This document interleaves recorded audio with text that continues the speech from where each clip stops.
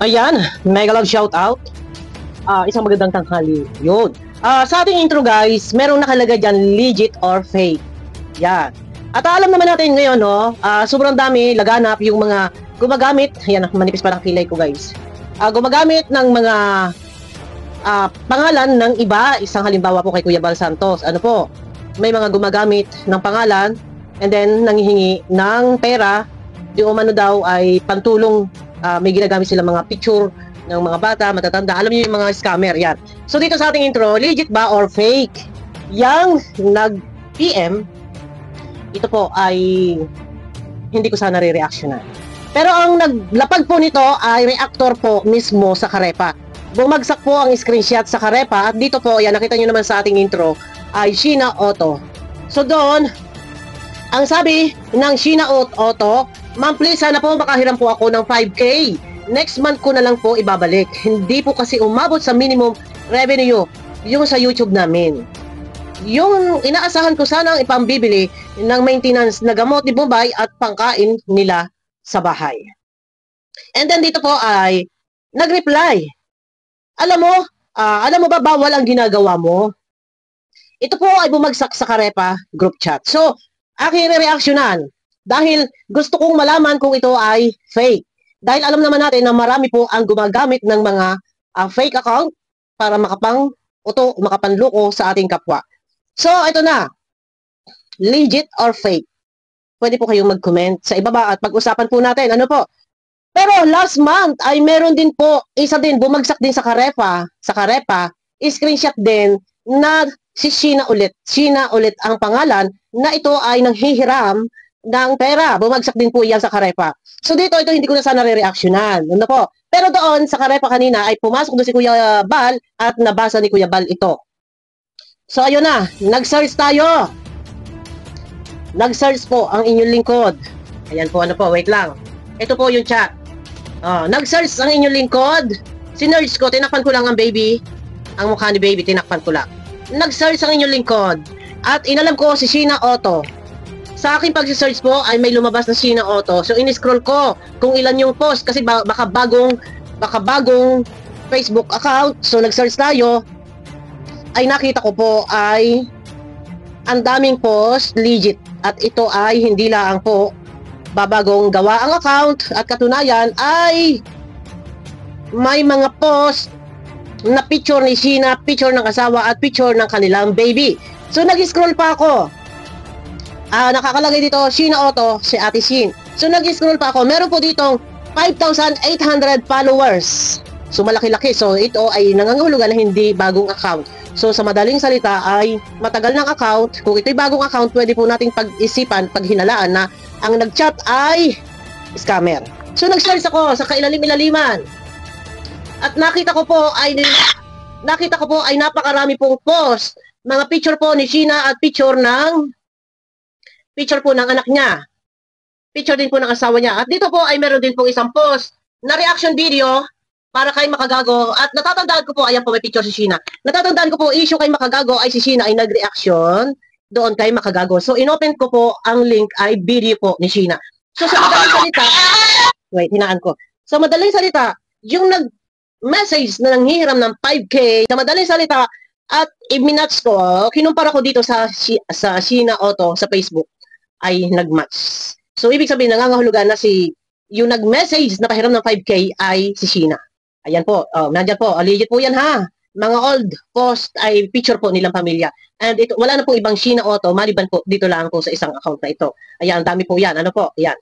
Pasensya na't mabagal lumabas, mahina loading ang ating signal. Ayan, nilalabasan po. So, sa madaling salita, lumalabas na ang nag-message o nanghihiram ng pera na 5K ay lumalabas ay sa madaling salita ay legit. At ito po ay si Sheena. Ayan po, mga old post, nag-shopping sila, kasama yung anak niya, kasama yung asawa niya. Ayan, natutulog ang asawa niya. O, ayan.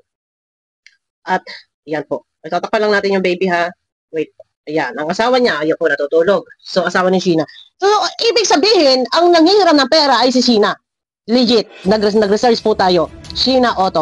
Pwede niyo pong i-research yun, yung Sheena Auto.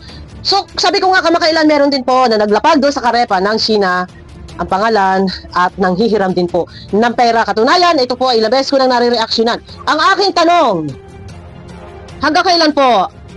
Ayan. So, wait. Katunayan, nare-reactionan ko na to na may ilang sponsor din na nagsusumbong. Pero dito pa sa pagkakataong ito, reactor na po ng Karepa yata ang hinihiraman. Sa pagkakataong ito, reactor na po ng Karepa ang naglapag sa group chat po ng Karepa at doon nga po nakasaad ay nangihiram ng 5K para daw po pang dagdag pambili ng gamot pambili ng maintenance na gamot ni Bombay at pangkain nila sa bahay. Ang akin lang ay ilan po kaya ang mga chinachat ni Sheena. Before, sabi ko nga last month may lumapag na din na ganito. So, nag-search ako. Tingin ko ay hindi naman po naghihirap si Sheena dahil marami nga pong anik-anik. May mga lotion. Ay bakit gayon? Tayo nag-search po eh. Ayan po. Nag-search ang inyong lingkod. Ayan po si Sheena. At kinukuha yung baby niya. Makikita naman po ninyo dito sa gilid. Ay ang dami pong mga anik-anik, mga kalosyonan. At mga mamahalin pang tissue ito. Hindi po ito basta tissue lang na 2-fly or yung roll na tissue or yung table napkin, isang halimbawa. Hindi po siya yung basta ganito lang na tissue. No po, hindi siya yung basta ganito tissue. Ang tissue talaga is mamahalin. Ayan, maraming anik-anik. May mga bag pa. So, nagigipit. Teka muna. Hindi sa lahat ng bagay, hindi sa lahat ng pagkakataon, ang lahat ng ating pangangailangan na iaasa natin sa kautangan o sa ibang tao na tayo ay gagawa ng paraan, manghiram-hiram, di umano'y babayaran sa susunod na buwan. Sabi ko nga po matagal na ito, ilang tao na po ang iyong sinabihan. So, paki-confirm. Mananawagan tayo kay Mr. Benty Boy. At baka sakali po ay mapuntahan ni Mr. Benty Boy at alamin kung si Sheena nga ba ito o hindi. Mahirap po, hindi tayo nakakasigurado kung ito ba si Sheena at baka po ito ay fake account. So tayo mga ngalapag kay Mr. Benty Boy. Dahil si Mr. Benty Boy ay nakakapunta doon, maaari mo ba puntahan si Sheena at alamin kung si Sheena nga ba ang nagapara-chat sa kung kani-kanino at hindi lang po isa ang report sa atin. Noon pa man ay pangalawang bagsak na po ito sa Karepa group chat. Noon pa man ay meron na pong nanghihiram na nagngangalang Sheena. Ito po ba ay legit or fake? Mas maganda ma-confirm na kung ito ba talaga ay si Sheena o hindi. Dahil mahirap sa panahon ngayon ay hindi natin masasabi. Dahil marami ang naglalabasan ng mga fake account, ginagamit ang fake account, ginagamit ang pangalan nila Kuya Bal para lang makapanghingi, makapang-scam. So mas maganda ay mapuntahan ni Mr. Benty Boy, malaman kung talaga si Sheena nga ba ang nag-chat. Nang sa ganun ay makasiguro, makasigurado ang mga taong na mapasahan ng ganitong mensahe at baka ay makapagpadala at hindi naman pala si Sheena. So ito lang ang highlight ng aking topic. Mapuntahan sana ni Mr. Benty Boy, alamin kung si Sheena pa talaga. Pero kasi marami na ang laging ganitong kumakalat ng mga screenshot. At di umano ay pautang daw di umano. At pandagdag ginagamit ang pangalang Bombay, pambili daw di umano na maintenance. Pero walang masama kung aalamin ang katotohanan. Pero baka po meron mga iba sa inyo na nakakatanggap din ng ganitong mensahe. Pwede po kayo mag-PM sa akin. Nasa ganun, mapagsama-sama natin at mas matibay, mas pinatitibay ang ebidensya mong ating pinanghahawakan na katunayan ay marami ang mga nakakatanggap ng ganito kung meron man. Ano po? Kasi pag ilan na itong lapag sa group chat ng Karepa, ay mahirap na po. Mas maganda mapatunayan, malaman kung legit or fake. Walang masama kung susubukan na alamin. Dahil nga po sa dumarami ang mga gumagamit ng mga peking pangalan at doon ay labas na labas ang panghihiram ng pera. Walang masama kung susubukan. Panawagan kay Mr. Benty Boy, maaari mo bang mapuntahan si Sheena at alamin kung siya ba talaga ang nagpaparahingi o nagpaparautang sa mga tao at di umano ay pambili, pang dagdag, pang maintenance, ay wala namang masama kung susubukan. Na sa ganun na tayo ay makasigurado. Sabi ko nga dahil marami ang mga nag-report, hindi na lang po natin nire-reactionan yung iba. Ano po, yan lang po ang highlight ng aking topic. Alamin kung totoo ba na si Sheena at kung hindi naman ay maigi na tayo ay kumbaga na nagiging alerto. No, for awareness lang po ito. Para sa kalaman ng lahat at baka meron pang nakakatanggap ng ganito na nakakadali ng panghihingi or panghihiram ng pera gamit-gamit ang pangalan ni Sheena at doon ay di umano'y gagamitin or pambili ng maintenance ni Bombay. Ano po? Kasi nakikita ko po ay hindi po maganda po ang kaba. Ayan po. Si Sheena, binubuhat ang kanyang anak. At maraming mga anik-anik. So dito nakikita ko na hindi siya gano'n na naghihirap. Ayan, merong diaper, may bag. So dito, may mga mamahaling tissue, may mga lotion. At sa pagkakaalam ko po, para po sa kaalaman ng lahat, ang pagkakaalam ko po, si Sheena po ay sponsor niya po si Ninang Berry. Kaya sa tingin ko ay hindi naman po siguro ganun na maghihirap at katunayan nga ay meron naman siyang kapartner sa kanyang buhay para suportahan ang kanilang nag-iisang anak na dyan na nagtatrabaho. So, sponsor si Ninang Berry. Siguro naman ay alam ito ng mga sulit kalingap viewers na noon pa ay matagal na si Sheena o si Ma'am Berry, si Ninang Berry ay sponsor nila Sheena at ni Bombay.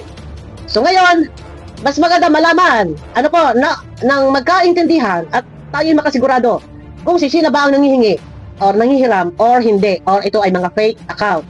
No, pero sabi ko nga sa inyo paman ay ilang sponsor na din po ang kanyang kinukontak ay ang tanong, ilan ba ang nakakatanggap ng ganitong mensahe gamit ang pangalan ng Sheena? So mas maganda malaman si Sheena ba talaga ito o hindi. Yan, mas maganda ay mapuntahan ni Mr. Bentiboy dahil baka marami po ang mga gumagamit or nagpapanggap na siya ay si Sheena. Pero ano ba sa palagay niyo guys? Pwede po pag-usapan natin sa comment section si Sheena ba ito or hindi. Yan, comment lang or PM yung mga nakatanggap ng ganitong mensahe na nagmumula sa Sheena Otto ang pangalan. Ayun, comment lang kayo guys, no? Pwede nyo i-legit check Sheena Otto or Ate Shin. Yan po ay account ni Sheena, mag-backread po kayo doon or mag-scroll up kayo hanggang sa makita nyo yung mga old post Sheena Otto, si Ate Shin, siya po yung nag-message na ito. So hindi ko po sinasabing talagang may nabanggit man ako ng nag-match, ano po, yung Sheena Otto at yung Facebook na account na Sheena Otto Ate Shin ay nag-match po, isang profile and dun sa Ate Shin sa Facebook ay legit ang mga post, matagal ng panahon, post na picture sa asawa niya at sa anak. So, mas maganda mapuntahan ni Mr. Betty Boy na magkaalaman kung talaga si Sheena ang nanghihingi or nanghihiram ng pera. O, kung si Sheena man ito na nanghihiram ng pera, ay ilan ang iyong sinabihan? Ilan ang iyong hinihiraman? Ilan ang iyong sinachat? Kung sa isang araw nag-chat ka sa 10 tao at doon sa 10 taong iyon ay meron nagpadalang 5 na tig 5,000 na iyong hinihiram, may nagpadalang 5 tao, so 25,000 pesos ang natatanggap mo. Ang tanong nga ilang tao ang iyong sinachat, ay yung hinihiraman. Mas maganda maliwanagan, mapuntahan ni Mr. Benty Boy. Mr. Benty Boy, yan. Ako nananawagan sa iyo. So, si Mr. Benty Boy naman, lagi ko nakakausap. I-chat ko din po para papuntahan at alamin. Baka kasi may mga taong gumagamit sa pangalan ni Sheena or si Sheena talaga. Mas maganda, malaman ko talaga si Sheena. Pero kung hindi naman si Sheena, ay ipag-usapan na po yan. Kaya marapat lang na talaga puntahan. Ano po? So ngayon, kung halimbawa man ito ay napuntahan ni Mr. Benty Boy at napag-alaman na hindi si Sheena, so ngayon, mag-iingat po tayo. Ano mang pangalan na Sheena ang mag-chat sa inyo, huwag kayong basta magtitiwala. Yan ang aking masasabi. Ano mang pangalan Sheena, kung sino man Sheena, basta may Sheena, huwag kayong basta magtitiwala kung mapapatunayan lamang na ito ay sakaling napuntahan ni Mr. Benty Boy na patunayan na hindi si Sheena yun. Next time, sa mga nakakatanggap ng message, huwag kayong basta-basta magpapadala ng pera at magpapaniwala at baka kayo ay malinggoy. Yan. Ito ay isang paalala lang po at nang sa ganon ay baka kayo ay maisahan at hindi natin alam kung sino talaga ang inyong nakakausap. Kaya mas marapat talaga na ito ay mapuntahan ni Mr. Benty Boy. Ayan, i-chat ko rin po si Mr. Benty Boy at kami naman ay lagi nagkakausap. Ayan. Yun na, no, malinaw. Hindi lang po isa, hindi lang dalawa, hindi lang tatlo ang natatanggap nating report. Patungkol po dito sa merong gumagamit na Sheena at di umano ay pambili daw ng pang-maintenance gamot ni Bombay. Pero ang tanong, sabi ko nga sa kanila, ilan kaya ang nakatanggap ng message na to? Ilang kaya ang chinachat nito? At ito ba ay talagang si Sheena o hindi? Sabi ko nga kung meron siya pinasahang 10 tao na hinihiraman ng tigil 5,000 doon sa 10 taong iyon, kung 5 lang ang nagbigay ng padala, ang 5 lang ang nagbigay ng padala or 5 lang ang nagpahiram ng pera sa tig pa 5,000, 25,000. Ano po? Ay alaking pera din yun. Ay sino ba? Sino nga ba? Yung Sheena Otto. Si Sheena nga ba? Legit or fake? Abangan nyo ko guys sa akin na next video. Pakiclick naman po muna ng thumbs up. Huwag kayong mag-alala. I-chat ko rin po si Mr. Benty. Guys, pakiclick ng thumbs up nang sa ganun nisuwak sa palasa po ng YouTube. Ayan.